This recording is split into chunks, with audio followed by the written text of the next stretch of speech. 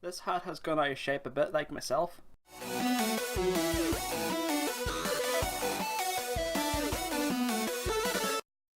Hello and welcome fans and friends, my name is 8-Bit Ben, and today I finally can bring you my Legend of Zelda Breath of the Wild story review. And what I mean by story is really not just the actual story part of the game, but also how the game plays out and how you get to each area. There actually will be no spoilers, but I'm going to kind of describe how my journey went over the 3 weeks it actually took me to beat Gannon. So up to this point, I had played a lot of the big Zelda games. I haven't played them all. Like there's certain ones I haven't finished, like Majora's Mask, but I have played the entirety of Twilight Princess, Skyward Sword, Ocarina of Time, and there might be other ones I'm forgetting. But I've also enjoyed the top-down Zelda games actually more so than the 3D Zeldas, and not much has changed with Breath of the Wild. But I mean, when it comes to if I prefer top-down Zelda games to the 3D Zelda games, the reason I prefer the top-down Zelda games is that they're much easier for me to solve puzzles and stuff like that, where in a 3D environment I might be very stuck at times. And you may think that this Breath of the Wild game would pretty much be the most daunting Zelda game I'll ever play, but actually it doesn't feel that daunting once you kind of get into it and know where you're going. I've never actually felt like I didn't know where I was going, because you can pretty much go anywhere you need to go in whatever order you need to go to there at, if that makes sense. And because the approach of this game is that you can go anywhere at any time and it doesn't matter what you have on you, it actually kind of means that basically every area is pretty simple and not too hard to get through. Because again, that approach of being able to go anywhere at any time and not being restricted with having to use a hook shot or some other item that will require you to have so that you can get across or go over something. But I do need to say the only part of the game where you're restricted in where you need to go is actually the beginning, where you kind of have to find 4 shrines and gain what you call these rune abilities, which is kind of like giving you the ability to move objects or manipulate the environment. And that is perfectly understandable why they restrict you at the beginning, is so that they make sure that you get those things so that you can go anywhere in the world afterwards. And that also includes you getting your paraglider at the very beginning. And basically at the beginning there is no real tutorial on how to find those shrines, and that is the pure genius I find from this Zelda game in particular, was how it teaches you to just kind of explore and find out how you get to those shrines. And you also have this tower which you go to at the very beginning, and you'll be able to look around and find each of the 4 shrines if you look closely enough, and you can put pins on them so that you can mark where they are and head towards wherever they are. But getting there isn't as simple as just walking forward on flat ground. You will have to climb mountains and find little bits that you can climb up and stand on so that you can catch your breath and such like that. Stuff like that can be upgraded throughout the game. And once you have found those 4 shrines, you'll be given your paraglider. And sorry, that's the only spoiler I'm only going to give you, really. And once you have that paraglider, you can finally leave the area that you're from, called the Great Plateau, to any direction in the entire map. It's absolutely huge, and you actually can come to realize that the plateau itself was already pretty huge, like probably the size of Hyrule Field, but the surrounding area is so much larger than anything you've probably ever played before, unless you've been into open world games. This game is the absolute hugest Zelda game ever made. And you may think, since it's so big, there is going to be quite a lot of empty patches, but actually there really isn't.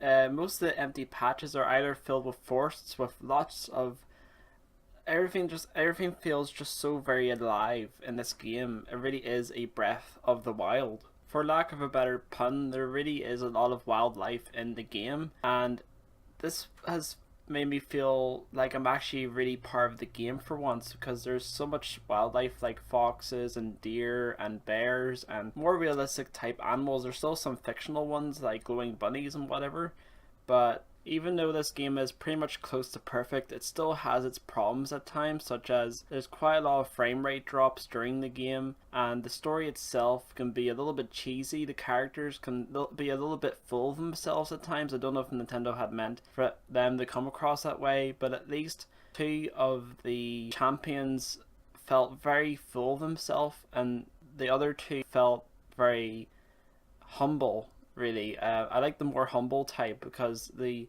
feel like they want to actually help you, and the other 2 didn't really want to help you. So of course I've already kind of gone in depth about the exploration part of the game, but you actually kind of want to know about the puzzles as well, because puzzles are absolutely essential when it comes to Zelda, because Zelda is not Zelda without the puzzles. So there is no dungeons in this game, but you do have four divine beasts, and they're kind of like dungeons, but they are far more interactive than any other Zelda dungeon I could think to memory. The divine beasts themselves can actually move, and that will allow you to manipulate the environment around you, obviously. And then you have these things called shrines, which I was talking about earlier. They are basically like mini temples, and so far I've found about 46 of these shrines. I've beaten about 45, so there was only one in particular in the Korok Forest, which I wasn't able to basically solve on my own, and I still boggles my mind how to solve it. I had to actually look up a guide in order to solve it. It was kind of about counting stuff, and I was like, but how do you count that? And how was I supposed to solve that out on my own? And I like to be honest with you, I like to be known as a smart person, so I generally want to try to figure out things on my own. I've even been able to figure out the labyrinth shrine thingy. You know what I'm talking about whenever you go to play the game. It took me a while to solve it on my own, but it didn't take me absolute forever. It was like a maze basically, and there's different ways in which you can solve a maze, and it took me a while to find the entrance to get to the shrine. But once it did, it felt quite satisfying, and overall that's how the game itself feels whenever you actually kind of solve how to get on top of a mountain or how to solve a shrine. So this really has been one of the most expansive games I've ever played. Now you notice I've said one of the most expansive. I think the most expansive game, there's two games actually I'm thinking of right now. There's Xenoblade Chronicles, actually there's three. There's Xenoblade Chronicles, Xenoblade Chronicles X, and there's Steep.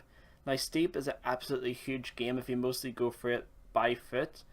Legend of Zelda Breath of the Wild is a absolutely huge game, and there was reason why it took me 3 weeks to finish it. It wasn't because I took a lot of breaks, but because in general there are so many things that you can do, so many places you can explore and shrines to solve. It will eat up your time in no time, and you'll barely notice the hours go by while you play Zelda Breath of the Wild. A lot of time and thought was really put into this game, and so it really does deserve your attention. If you're a general Nintendo or a general gaming fan, you really should check out The Legend of Zelda Breath of the Wild. If you haven't played any other game, you can still play it. Apparently it's good for people that aren't even into games. And on a ending note, the thing that kind of disappointed me the most about The Legend of Zelda Breath of the Wild, here I got the CD, I got it separately off eBay. I was very disappointed because I was really looking forward to seeing how the soundtrack turned out after me loving the main theme so much. I felt really kind of let down by the very unmemorable music in this game. Now I will say, it's actually by the same guy that did the Animal Crossing New Leaf OST, and that soundtrack is amazing, but in this game it feels like it just isn't as memorable, but it is fun to listen to. Whenever I do go listen to this, it will remind me of all the different and varied environments that they all represent, and I really can't recommend The Legend of Zelda Breath of the Wild enough to you. Again, why are you watching this video? You're probably interested in getting this game for either the Wii U or the Switch. I would say get either version, get both versions. It depends how big a Zelda fan you are. You could just get the Switch version or just get the Wii U version. It doesn't really matter. This game is amazing. There's very few flaws, and you're going to enjoy your time overall. If you enjoyed this video, guys, don't forget to like, comment, and subscribe, but only do that if you want to.